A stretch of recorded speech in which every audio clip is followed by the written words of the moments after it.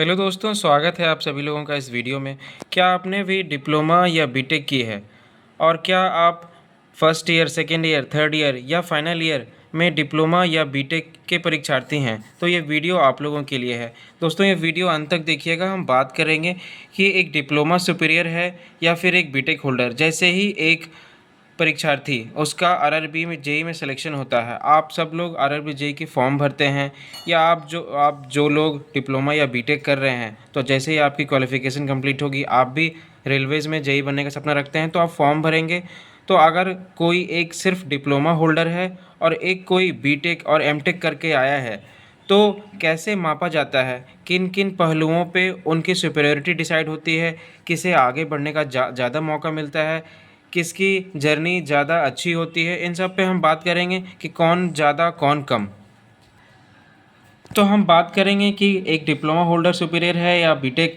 इन aspects पे हम बात करने जा रहे हैं दोस्तों। जैसे कि प्रमोशन होता है तो किसे ज़्यादा मौके मिलते हैं, किसे कम मौके मिलते हैं, या वो मौके बराबर मिलते हैं, सैलरी किसकी ज़्यादा होती है, लीव छुट्टियाँ किसे जल्दी मिलते हैं, कितनी आसान होती हैं लीव लेनी, कौन कौन से टाइप के लीव्स होते हैं जूनियर इंजीनियर को, फैसिलिटीज़ कैसे कैसे फैसिलिटीज़ होती हैं पूरी टेन्योर पूरी कैरियर में, जब तक कि वो जैसे वो स्टार्ट करता है और टिल रिटायरमेंट। ड्यूटीज़ कौन कौन से ड्यूटीज़ परफॉर्म करता है, कैसी रिस्पॉन्सिबिलिटी दी जाती है। तो एक कोई अगर एक परीक्षार्थी सिर्फ डिप्लोमा होल्डर है और एक ने बीटेक कर रखा है तो किसकी ड्यूटी ज़्यादा अच्छी होगी, किसे ज़्यादा ड्यूटीज़ दी जाएंगी, रिस्पेक्ट कैसे मिलती है, कौन ज़्यादा रिस्पेक्ट का पात्र होता है, कैडर कैसे कैसे डिसाइड होती है डिपार्टमेंट में, बेनिफिट्स किसे ज़्यादा मिलती है, सिर्फ एक डिप्लोमा होल्डर को या फिर जो हायर डिग्री लेकर आया है। तो इन सब पे हम बात करेंगे। और साथ ही मैं बताना चाहता हूँ आप सब लोगों के लिए, मैंने पहले भी वीडियो डाली हैं कि आरआरबी जेईई में सिलेक्शन के बाद एक जूनियर इंजीनियर की जर्नी कैसी होती है, कहाँ कहाँ से वो स्टार्ट करता है। पहले CBT 2 में जैसे आपका सिलेक्शन होता है, आप डॉक्यूमेंट वेरिफिकेशन कराते हैं, मेडिकल होता है आपका, उसके बाद आपको कॉल लेटर आती है तो आप कहाँ रिपोर्ट करते हैं, कहाँ कहाँ रेलवेज़ आपको घूमने का मौका देती है, एक साल की जर्नी कैसी होती है, क्यों हम इसे गोल्डन पीरियड बोलते हैं, उन सब के लिए मैं वीडियो लाया हूँ, पहले भी डाला हूँ। आप में से बहुत लोग पसंद कर रहे हैं और जो लोग अभी डिप्लोमा और बीटेक कर रहे हैं जिनकी कंप्लीट नहीं हुए, वो भी बहुत जाकर लिंक मैं कमेंट में डाल दूँगा, तो इस वीडियो के अंत में कमेंट चेक करना ना भूलें।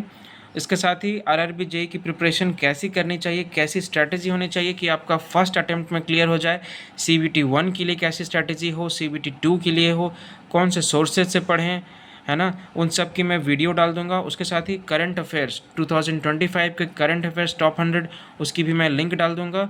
और रेलवे जूनियर इंजीनियर की अमेजिंग ट्रेनिंग सेंटर, अलग अलग सिविल, इलेक्ट्रिकल, मैकेनिकल और कौन कौन से डिपार्टमेंट होते हैं, क्या क्या ड्यूटीज़ करनी होती हैं एक जूनियर इंजीनियर को, उन सब की मैं वीडियो की लिंक डाल दूंगा। तो बहुत ही इंटरेस्टिंग, अमेजिंग है, बहुत ही मज़ा आएगा आप लोगों को और आपको मोटिवेशन मिलेगा कि आप भी रेलवेज़ में कैरियर बनाएं जेईई में। तो आप ज़रूर से चेक करें और इस वीडियो को ज़्यादा से ज़्यादा शेयर करें। तो चलिए आगे देखते हैं कि कैसे एक डिप्लोमा होल्डर को बीटेक के साथ कंपेयर किया जाता है। तो दोस्तों देखिए, प्रमोशन की हम बात करें, जैसे ही एक डिप्लोमा होल्डर एक जेईई में आता है और उसके सामने उसी के कलीग हैं एक जेईई जिन्होंने बीटेक कर रखा है, या फिर एक और कलीग हैं जिन्होंने बीटेक भी किया है और साथ ही एमटेक भी किया है। तो जैसे आप लेवल 6 में आते हैं, जैसे आपका जेईई में होता है तो आप लेवल 6 में आते हैं और आपका जो पहला प्रमोशन होता है वो आप सेक्शन इंजीनियर में जाते हैं, तो लेवल 7 में जाते हैं। तो क्या एक डिप्लोमा होल्डर को ज़्यादा समय लगता है लेवल 7 में जाने के लिए, और क्या एक बीटेक होल्डर तुरंत ही उससे कम समय में लेवल 7 पे जा सकता है? क्या इसमें कितनी हकीकत है, कितनी सच्चाई है? तो देखिए मैं बता दूं दोस्तों, और जी हाँ दोस्तों, तो लेवल 7 पे जैसे ही आप चढ़ते हैं, आप मुकाम ऊपर चढ़ते हैं जेईई के बाद, जैसे कि सीनियरिटी होती है, वो आपका जिस भी डिवीज़न में सिलेक्शन होगा वो आपकी सीनियरिटी बनाते जाएंगे। आपको कुछ ईयर्स बिताने होते हैं, आपके ऊपर भी जो पहले एम्प्लॉयज़ हैं ना, जो जो पहले जेईई में आए हैं या फिर से पहले सेक्शन इंजीनियर की डायरेक्ट भर्ती होती थी, तो वो जैसे जैसे सीट खाली होती है तो आपको ऊपर चढ़ने का मौका मिलता है। तो क्या एक डिप्लोमा होल्डर को देर से मौका मिलता है और एक बीटेक जल्दी ही लेवल 7 पे अग्रसर कर सकता है? तो ऐसा कुछ नहीं है दोस्तों, ये बस भ्रांतियां हैं। दोनों को समान रूप से मौके मिलते हैं, चाहे वो डिप्लोमा होल्डर हो चाहे वो बीटेक होल्डर हो। तो आप में से जो भी दोस्त भाई डिप्लोमा कर रहे हैं वो पूरी लगन और शिद्दत के साथ पढ़ाई करिए। आपका जैसे ही डिप्लोमा डिग्री आपके पास मिलती है, आप भी आपके पास भी उतने ही मौके होंगे जो एक बीटेक या एमटेक होल्डर फॉर्म भरता है। और तो यहाँ पे कोई बायसिंग कोई डिफरेंसेस नहीं होती हैं। तो वो चाहे कोई भी डिपार्टमेंट हो, या अगर कोई एक इंचार्ज भी बनता है अपने टेन्योर में, तो वो इंचार्ज डिप्लोमा भी हो सकता है, बीटेक भी हो सकता है। तो ऐसे किसी भी एस्पेक्ट पहलू पे मापा नहीं जाता है। तो लेवल 7 उसके ऊपर लेवल 8 भी जाते हैं। आपके पास ऑफिसर बनने के भी रास्ते आते हैं।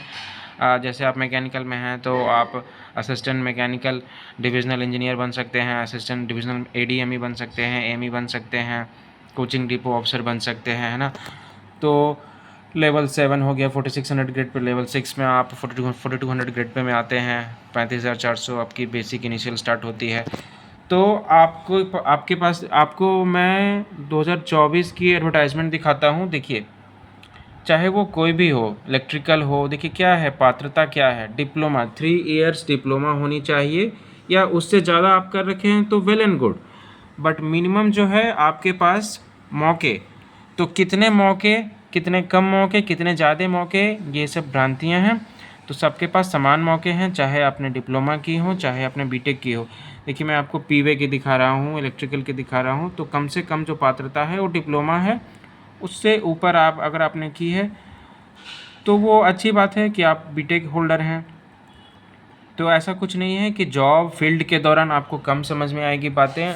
आपने भी उतने ही लगन के साथ तैयारी की है तभी आपका सिलेक्शन हुआ है। तो आप सब लोग समान रूप से अपनी कैरियर में आप रहते हैं, अपनी ड्यूटीज़ परफॉर्म करते हैं, आपको रिस्पॉन्सिबिलिटी दी जाती है। अगर हम रिस्पॉन्सिबिलिटीज़ की बात करें, रिस्पॉन्सिबिलिटी किसके पास ज़्यादा है किसके पास कम है, तो रिस्पॉन्सिबिलिटीज़ उतनी ही दी जाती है, क्योंकि आपने भी सेम प्लेटफॉर्म, आपका भी सिलेक्शन आरआरबी जेई से ही हुआ है। आपने चाहे चंडीगढ़ से फॉर्म भरा हो, मालदा से भरा हो, तिरुवनंतपुरम से भरा हो, आरआरबी जेई चेन्नई से भरा। देखिए ये 2025 की वैकेंसी है। इसमें भी अगर हम देखें तो क्या है, 3 इयर्स मिनिमम डिप्लोमा होनी चाहिए सिविल इंजीनियरिंग में या मैकेनिकल में। अगर आप कैरेज एंड वैगन में आपका सिलेक्शन हुआ है, या इलेक्ट्रिकल में टीआरडी में मिला है, या जनरल इलेक्ट्रिकल में मिला है, डीजल में मिला है, वर्कशॉप में आप गए हैं, तो 3 years diploma in mechanical electrical electronics ही होनी चाहिए दोस्तों। तो यही हम बात कर रहे हैं कि प्रमोशन आपका जैसे लेवल 6 से लेवल 7 में जाते हैं, तो आपने चाहे डिप्लोमा की हो या बीटेक की हो, आपके पास समान मौके आएंगे। जैसे ही वो आगे ऊपर सीट्स खाली होंगी तो आपकी जैसे सीनियरिटी होगी, जैसे आपने टेन्योर बिताया है, आपको ऊपर चढ़ने का मौका मिलेगा। वो चाहे आप 2 लोग साथ में, एक बीटेक एक डिप्लोमा जा सकता है, 2 डिप्लोमा 2 बीटेक। तो इस बेसिस पे तो कतई नहीं किया जाता है। सैलरी की हम बात करें तो सैलरी आपकी बेसिक भी वही होती है। सैलरी आप जैसे आप चेक कर सकते हैं, आपका एचआरएमएस बन जाएगा जैसे आपका सिलेक्शन होता है। ये मैंने लॉगिन नहीं कर रखा है, ये इंडियन रेलवेज़ की एचआरएमएस है। यहाँ से भी आप अपनी कैडर में जाकर वो देख सकते हैं कि कितनी आपकी सैलरी है बेसिक। और एक रेस ऐप भी होती है जहाँ पे आपके पर मंथली पे स्लिप क्रिएट की जाती है। तो एक डिप्लोमा होल्डर हो या फिर एक बीटेक हो, उसकी भी इनिशियल पे बेसिक और अलाउंसेस जितनी है सब एक्यूमुलेट होकर ग्रॉस पे उतनी ही बनती है। तो इसमें भी कोई ऐसी बात नहीं है।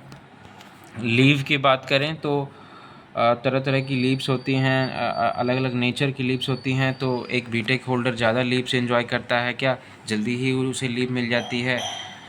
और एक डिप्लोमा होल्डर को बहुत ही मुश्किल आती है, उसे कई लोगों से बात करनी लीव्स लेने के लिए। तो ऐसा कुछ नहीं है दोस्तों, वो लीव हो या सैलरी हो, सब कुछ समान रूप से वो एक्सेस कर पाता है, चाहे उसने डिप्लोमा किया हो। फैसिलिटीज़ की बात करें तो फैसिलिटीज़ रेलवे में हैं, जैसे हेल्थ फैसिलिटीज़ हैं, रेलवेज़ की अलग अलग हॉस्पिटल्स हैं। जैसे मैं आपको एक वीडियो दिखाऊं, देखिए मैं आपको एक वीडियो दिखा रहा हूं।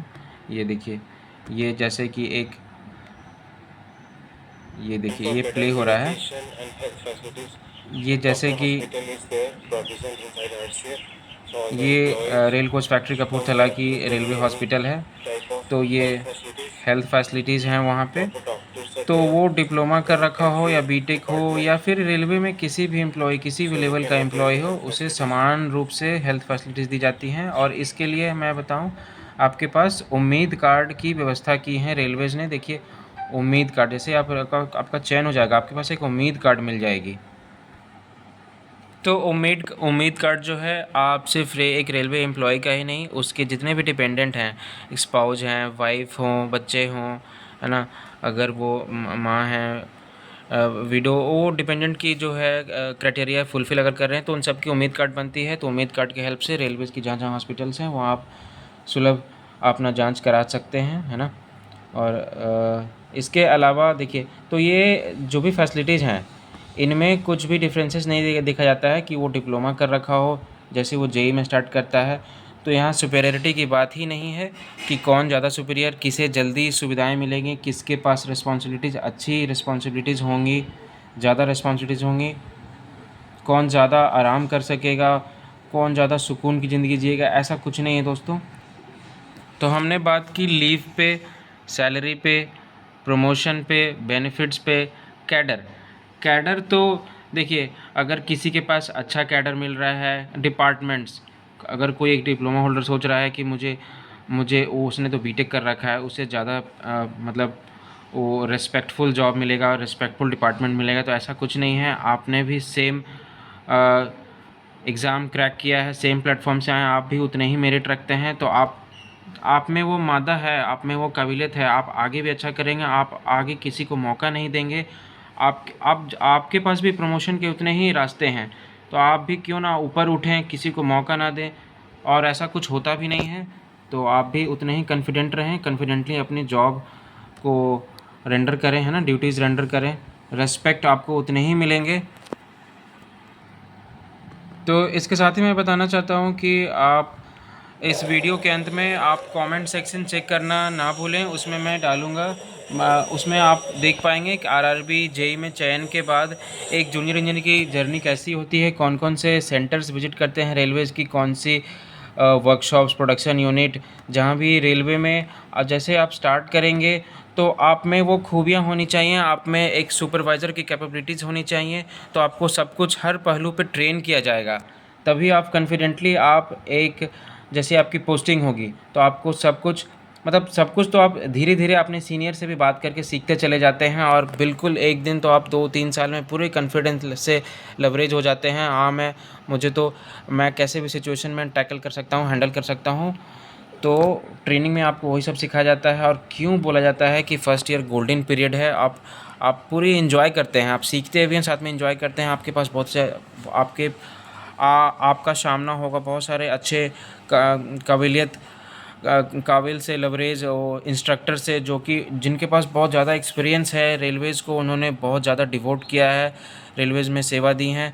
तो आप उनसे बहुत कुछ सीखते हैं, जानते हैं। इसके साथ ही आप अलग अलग, अगर आप आरआरबी मालदा से आते हैं और आपका एसटीसी अगर मान लो ईस्टर्न जोन में ही होता है, फिर भी आप साउथ में भी जाएंगे घूमने, जाएंगे, मतलब सीखने जाएंगे। उसके बहाने आपको इंडिया के कोने कोने में आपको घूमने का मौका भी मिलता है। हमने भी घूमा है, जैसे कि हमने अमृतसर भी घूमा है, गोल्डन टेम्पल भी घूमा है ना। हमने बेंगलोर भी घूमा है, डिजास्टर मैनेजमेंट के सेंटर है वहाँ पे। रेल कोच फैक्ट्री कपूरथला गए, पंजाब, है ना।